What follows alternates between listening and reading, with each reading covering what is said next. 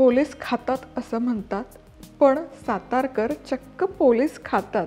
अहो खरंच सांगते मी, तर पोलीस म्हणजे काळे पोलीस म्हणतात त्याला, म्हणजेच काळा घेवडा. सो काळा घेवडा ना पावसाळ्यापासून ते हिवाळ्यापर्यंत हा ताजा ताजा येत असतो आणि अतिशय रुचकर लागतो चवीला. तुम्ही बघू शकाल, खूप सुंदर दिसतो, रसरशीत होतो. पोळीमध्ये भाकरीसोबत भातावर भन्नाट लागते ही भाजी. पटकन रेसिपी सुरू करूया. नमस्कार, मी मधुराज रेसिपी मराठीमध्ये तुम्हा सर्वांचं खूप खूप खूप मनापासून स्वागत. पोलीस खातात असं म्हणतात, पण सातारकरांची ना बातच वेगळी आहे, लई भारी आहे. सातारकर चक्क पोलिसांना खातात. विश्वास नाही बसत आहे. अहो, मी सातारकरांची सून आहे. 17 वर्ष झालेत माझ्या लग्नाला आणि आठवड्यातून एकदा तरी सातारकर पोलिसांना कचाकच खात असतात, मस्तपैकी शिजवून भिजवून. आता तुम्ही विचार करत असाल, हे काय प्रकरण आहे पोलीस प्रकरण, ते आपण पुढे बघूच्यात. पण कच्चे पोलीस कसे खाणार की नाही, मग शिजवून खाल्ले पाहिजेत. मग त्यासाठी आपण करूयात मसाला. सो मसाल्यामध्ये सुकं किसलेलं खोबरं घ्यायचं आहे मिक्सरच्या भांड्यामध्ये. एक साधारण 4 चमचे पुरेसं होतं. यामध्ये 2 ते 3 लसूण पाकळ्या आणि खूप सारी कोथिंबीर. झाकण लावायचं आणि पाण्याचा वापर न करता याची छान अशी भरड काढून घ्यायची.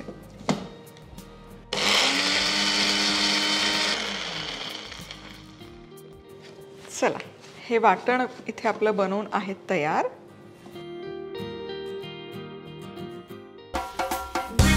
अशाच मस्त चमचमीत आणि झणझणीत रेसिपीजसाठी मधुराज रेसिपी मराठीला सबस्क्राईब करा आणि त्याचबरोबर बेल आयकॉनवरही क्लिक करा. चला, आता हे पोलीस काय प्रकरण आहे हे बघूयात.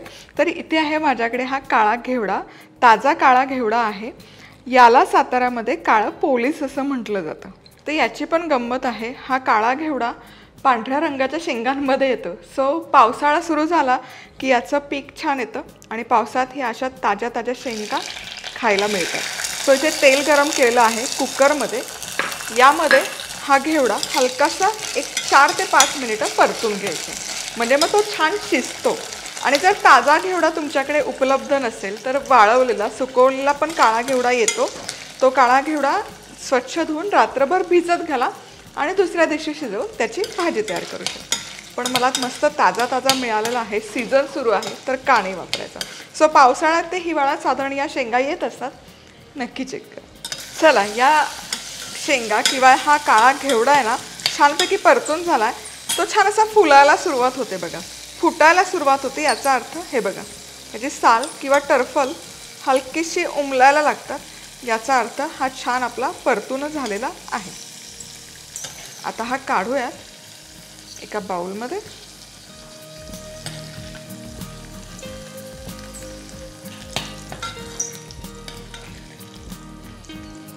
कुकरमध्ये आणखी थोडंसं तेल वाढवलेलं आहे.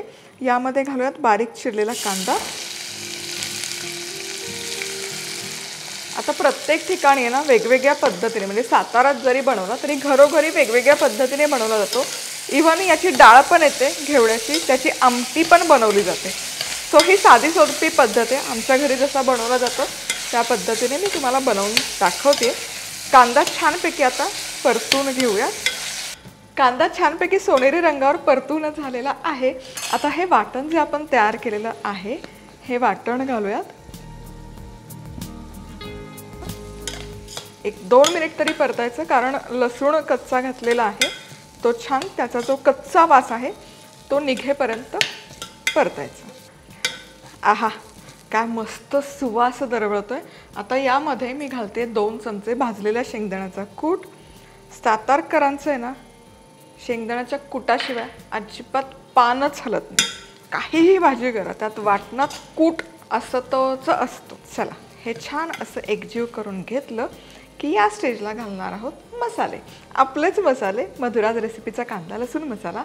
याला आहे ना वेगवेगळ्या पद्धतीने बनवला जातो, पण साधारण याच धाटणीचा मसाला असतो. चटणी म्हणतात.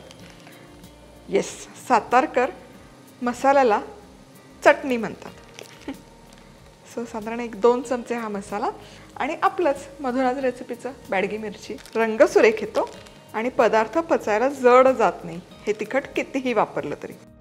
मीठही घालूनच घेते, म्हणजे मसाल्यांना मिठाची चव आणि स्वाद छान उतरतो. चला, मसाला आहे ना छानपैकी असा परतला गेलेला आहे. आता हे भाजलेला काळा घेवडा, काळे पोलीस यामध्ये घालूयात. पोलीस मामांनो मला माफ करा. आता याला छान असं हे कोटिंग देऊयात मसाल्याचं आणि गरम गरम पाणी यामध्ये घालायचं, म्हणजे मसाला छान असा तरंगून वर येतो. आहा हा, क्या बात आहे. करूयात मिक्स. आता खरं आपण या ताज्या शेंगा वापरल्यात. कढईत जरी तुम्ही शिजवलं ना, एक साधारण 15 ते 20 मिनिटाच्या आत या शेंगा शिजवून होतात.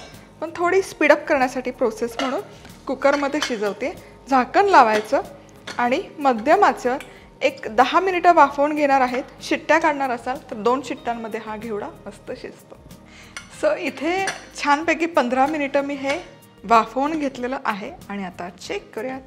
वाव, जबरदस्त. काय सुरेख रंग आला आणि सुवास तर इतका सुंदर दळवळत आहे, काय सांगू. आणि हे आपण आता पोलीस पण चेक करूयात. येस, हे छान शिजलेले आहेत, मस्त मौसूद झालेले आहेत. आहा हा, क्या बात आहे. हे हवं तर ना ॲक्च्युली रस्सा आणखी रसरशीत करून तुम्ही खाऊ शकता, पण आमच्या दृष्टीने ही परफेक्ट कन्सिस्टन्सी आहे.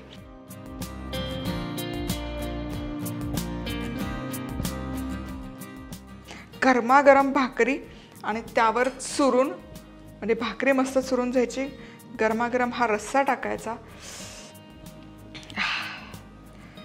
अशाच मस्त रेसिपीसाठी यूट्यूबवर मधुराज रेसिपी मराठीला पटकन सबस्क्राईब करा आणि पुन्हा भेटूयात अशाच मस्त इंटरेस्टिंग रेसिपीसोबत.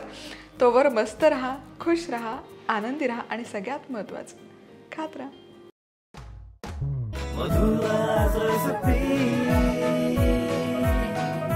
मधुराज रेसिपी, महाराष्ट्राची अस्सल चव.